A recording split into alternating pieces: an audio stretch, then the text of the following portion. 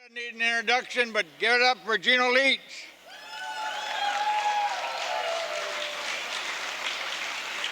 I'd like to say Pat Dixon and his wife Veronica up there in Olympia, they couldn't make it down this year, so I know they're listening. I just like to say hello. And everybody thinking about you ain't that serious, but still, our best to you.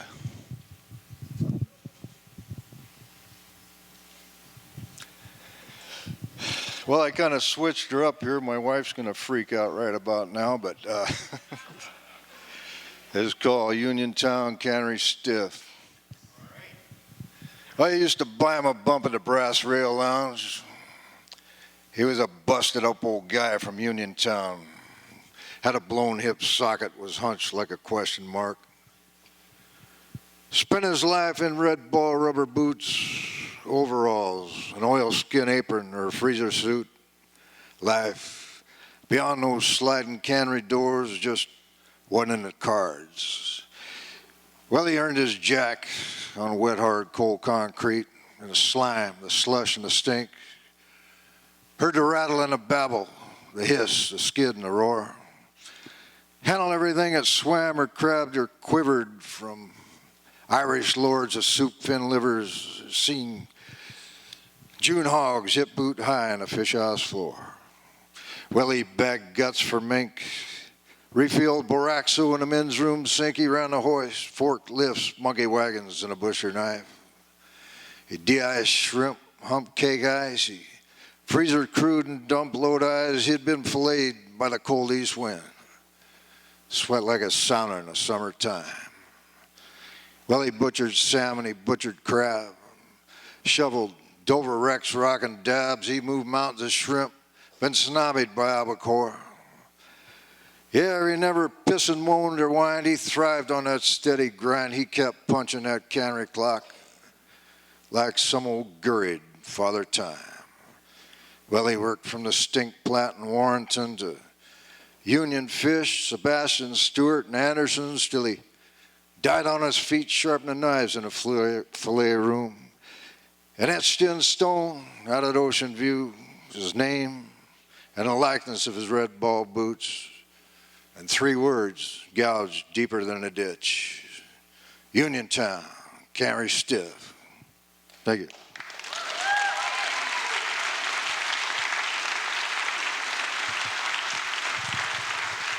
Thank you. Yeah, most of my stuff is all from around this waterfront. I got to adding it up not long ago, and damn near all of them is from this waterfront. Most of them go from 30, 40 years ago. And if it wasn't for Dave Densmore, I wouldn't be here right now, because he gave me my first job on a commercial fishing boat.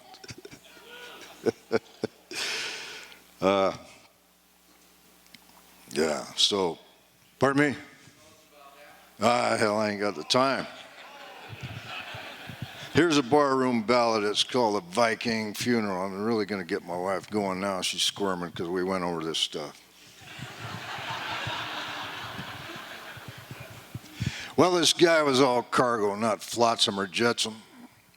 Stood 6'4" in his gurried Ballard Stetson. He wore a gray Filson jacket and black Frisco jeans. They were splattered all over with Norwegian green. Well, he hiked his bulk upon a stool. I tossed the coaster down. He threw down 100, said, "Buy the house around." I rang the bell. Up went a yell from a crowd of waterfront rats. Their ship had come in. They wore beard grins and slapped each other on the back. Well, this guy was big. You know the kind. They fill up a door. Smelled like diesel fuel and stank of albacore. Face was brown as running rust. Had hands like coffee cans. His wrists were like vine maple. He said, "I have myself a hams." Well, after 3 beers, he got up to piss. The jukebox was howling some old Hank Williams hit, and then through a screen of cigarette smoke, Kodiak Chris leaned over and gave me this dope. He said, "I fished with that guy. He had a death wish. fished like a drunk, drank like a fish.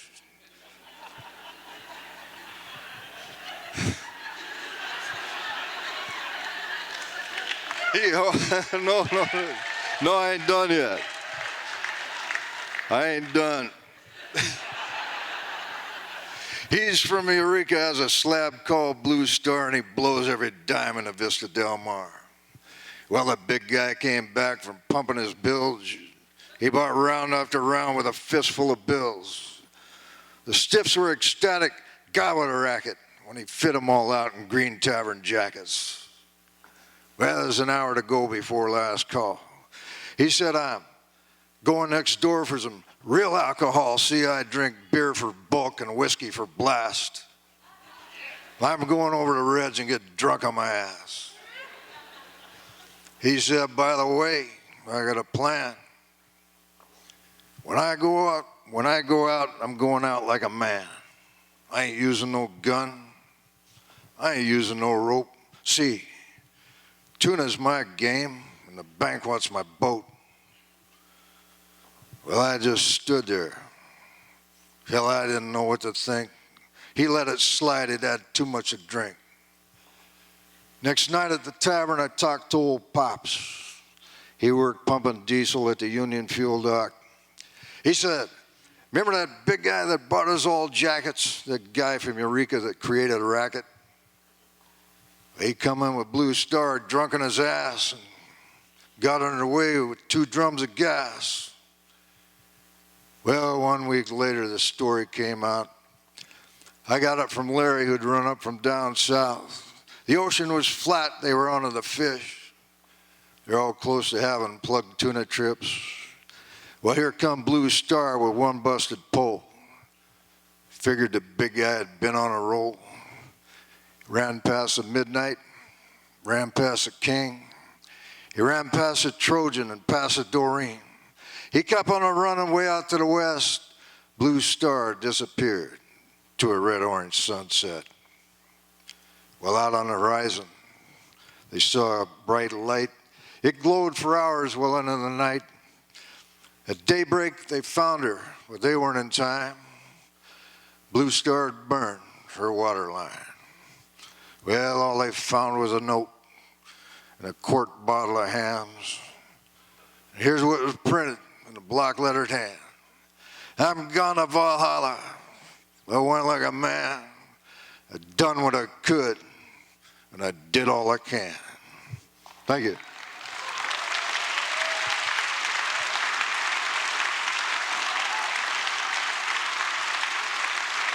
Thank you.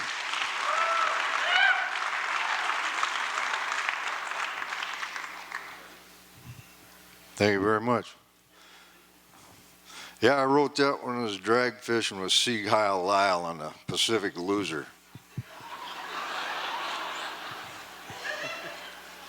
I fished with a lot of them. I always annoyed Lloyd, on the reluctant Viking, Dave Densmore, on the Jenny Decker.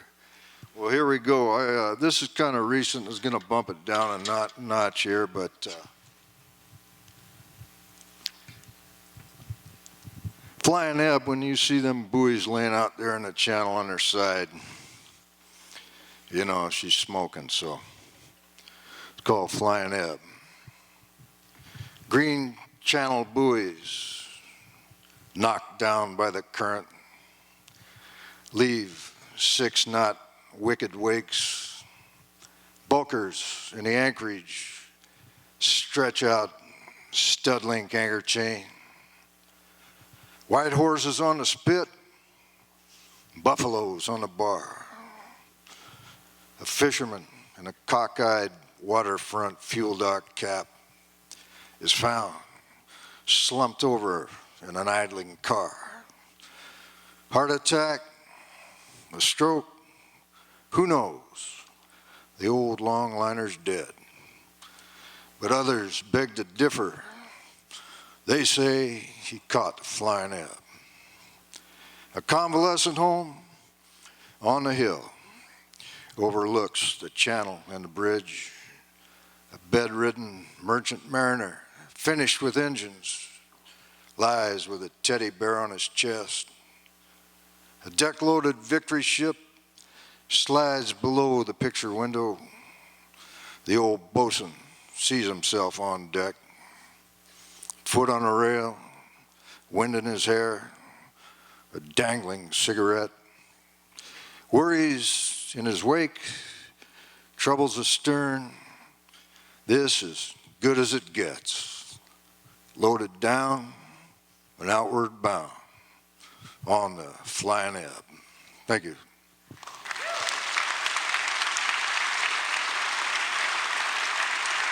All right.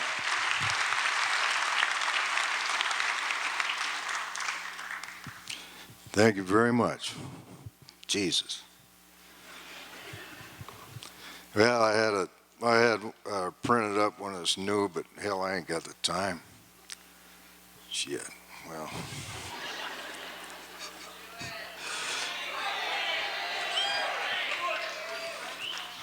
Well, anyway. Jesus, now what? It's called High Score. One day, she was just there, far into the East Basin, tucked between an orphan salmon troller and a Portland pipe dream trimaran. The new boat on the block was named High Score, steel West Coast combination boat. She was 48 feet of sorrow and neglect, had a MIA look about her, mossed up, peeled paint, cargo net-sized cobwebs, seagull splatters fore and aft, running rust and racing rats. Her back deck was bare bones down to the non-skid, except for twin tuna pullers mounted on her stern. Next day, this guy walks in a bar. It was me. Sunset Empire Room, Upper Town, across from the plywood mill. Well, Bill Derby, professional fill-in drag fisherman and pool hustler, was babysitting a bottle of Blitz at the bar. I came alongside and bought him a beer. He bums a smoke. I fire him up. Hey, nice lighter, he says. So what's up, Derb? Not much. Had a short time with Six-Toe Penny about an hour ago up on Bond Street. She's working out of Coos Bay now. Not no more. She's back in town and open for business. So how about yourself? What's new on the street? I filled Derby in on High Score, how sad and forsaken she looked, my take on how she may have been abandoned in some upriver slough. Who knows? Maybe the owner's on the lam, I said. Well, Bill Derby, who was from White Center in South Seattle, tough go as a kid, foster homes, reform school. He was short, wiry, bad teeth, long black hair, black beard, and beady black eyes. Well, Derby had a checkered past and a predictable future. And for the last few years, he'd put everything up his nose but an index finger. Well, Derby excused himself from the bar by saying, I gotta go pump the bilge, be right back. Hey, set me up with another beer if you don't mind. Well, Derby may have been draining his lizard in the men's room, but he's also scheming and scamming. I knew he'd come out with a Hail Mary up his sleeve. Well, back at the bar, Derby pulled up a stump and bummed another Marlboro. The Hail Mary was up one sleeve and an atomic bomb up the other. I gotta get something on my chest, he said. I didn't sleep a wink last night. I was turning and tossing and turning and tossing, thinking and thinking. So what were you thinking about, Derb? That shrimp machine queen that dumped your ass? He let it slide. So get this. Says, Derby, last night we came in on New Mexico. 6 tons of Dover, 7 tons of seawater. Same old, same old. Well, I'm at the top of the ramp. Vern's pumping out the boat. Pea soup fog. Some guy comes up the opposite ramp, same side as high score. I'm 10 feet away in the fog and the shadows. He doesn't see me. I get a perfect profile of this guy. It was like looking at a blown-up Indian head nickel. Well, he walks toward the tracks and vanished in the fog. Well, who was it, Derb? Can't tell you. I got to call the FBI first. The FBI. Hey, this is a high-profile unsolved mystery, my friend. And thanks to you, I'm going to blow this case sky high. Come on, Derby. The only thing you ever blew up was a bald tire on your Geo Metro. Look, smartass, this cold case is huge, but I got to borrow $20 for the FBI call. $20 for a phone call? Look, the FBI is located in Washington, D.C. That takes buku quarters, man. Plus, there's going to be a lot of gas bagging to give them the last piece of their cold case puzzle. Well, a quid pro quo followed every Bill Derby for performance, but a good storytellers were hard to find. I slid him a 20 through the beer spillage. Okay, Derb, so who was this guy? Bill Derby was a master of the pause for effect technique. It was his out pitch, and he stuck with it. He took a deep drag on the Marlboro, sucked it down to his toenails, tipped his head back a notch, blew a perfect smoke ring, and said, D.B. Cooper, skyjacker extraordinaire. Thank you.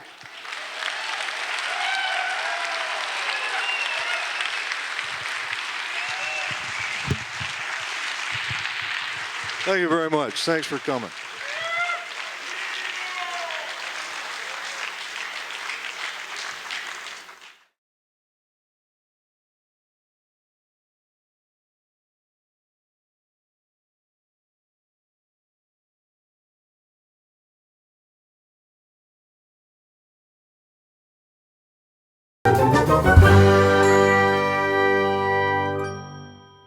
Hi, I'm Kerry Jones, and been reading for like, what, 15 years or something? I can't remember. Wow, gosh, almost the whole length of the Fisher It's been Poet. 20, I think it's been 22 years or whatever it is, but Well, so what do you think? Is it getting better or bigger? It is getting bigger, right? getting bigger, you know, there's debate, talk about, well, is it getting better? I don't know. You know, there's less fishermen reading, but there's still lots of us, so it's great. It's still great, yeah. Right. So do you write poetry? What comes, I don't know how much I write, but my own, I don't do a lot. In fact, my set last night was stuff I'd done before, except for one piece, so. Well, do you look forward to seeing like people that come every year make a trek over here? Yeah, no, we all of us really look forward to being back with this family that we've built over these years, and it's like a season fishing where you're working with the same people, and you know, it's seasonal, so it's kind of like a great fish opening in a way. But it becomes family, and with everybody that we've been reading with for these years. Where are you performing tonight? At the Kala, 5 o'clock. Oh, okay. The Kala. I'll look for that. Okay. Why do you have a bucket? This is a gut bucket or a wash tub base. So I'm going to jam with these guys. Are going to be playing music here soon. Oh, Usually every Saturday on the Saturday afternoon here at the Gear Shack. So could you end with a little bit of the song? Okay, this is the just the chorus from my song. I fish with people, same people for a long time. It becomes family, right? And so it's more family than crew. They were my brothers, they were my sisters, more family than crew. They've moved on now, that era's gone now, I'm left alone on the deck with the blues. It's not just fishing that brought me there, or the checks that were more than fair. They're my forever fellow crew. We knew each other's thoughts and hardly had to talk. People in my life, that's the glue. There were lots of giant hauls. The fish were wall to wall. Had our share of small ones too. You did your job so well, even when the seas were hell. I always knew I could count on you. Cat mended with quick hands, and Diane's biscuits were so grand. And I'll sure miss her laughter too. Nate, the gear was always great, thanks to the deck boss being Nate.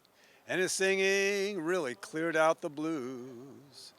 They were my brothers, they were my sisters, more family than crew. They've moved on now, that era's gone now, I'm left alone on the deck with the blues.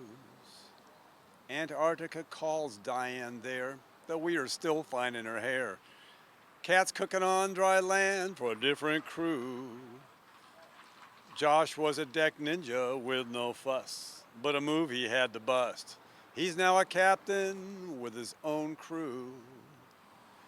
Nate, hold your newborn son in your arms, away from all this harm. That's the place that you should be, to be moved by his love that comes from above, not from the fury of the sea. They were my brothers, they were my sisters, more family than crew. They've moved on now, that era's gone now, I'm left alone on the deck with the blues. There'll be new crewmen there, and they'll haul the gear pretty fair, but they'll never be as good as all of you. What we had was rare, you were deck mates extraordinaire. It won't be the same without you. They were my brothers, they were my sisters, more family than crew. They moved on now, that era is gone now, I'm left alone on the deck with the blues. That era's gone now, that they've moved on now, I'm left alone on the deck with the blues. Wow. Thank you. Thank you. That was wonderful.